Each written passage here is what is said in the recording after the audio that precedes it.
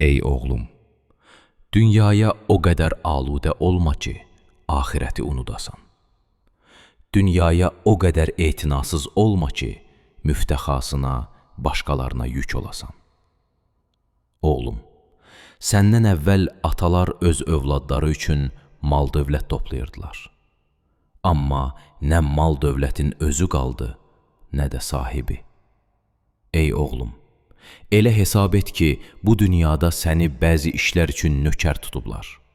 Mükafat vədəsini də veriblər. Öz vəzifəni yerinə yetir ki, vaxtında muzdunu ala biləsən. Bu dünyada qoyun kimi yaşama.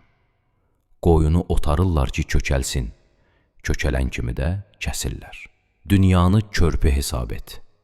Sən bu körpüdən bir dəfəlik keçməlisən və bir daha oraya qayıtmayacaqsan.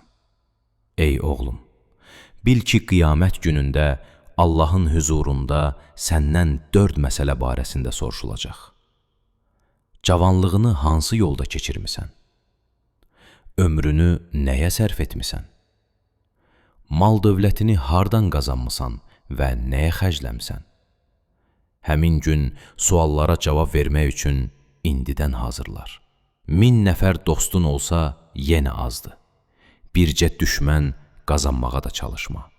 Çünki düşmən bircə nəfər olsa da çoxdur. Ey oğlum, heç vaxt yalnız buna görə elm öyrənmə ki, alimlərin qarşısında öyünəsən. Səhvlərlə mənasız mübahisələr aparasan, məclislərdə özünü göstərəsən. Yetimin malını yemə, yoxsa qiyamət günü rüsvay olarsan.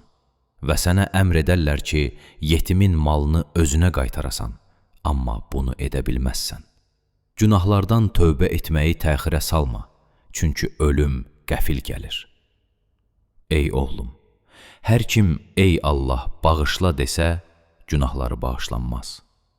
O adamın günahları bağışlanır ki, Allahın əmrlərinə əməl edir.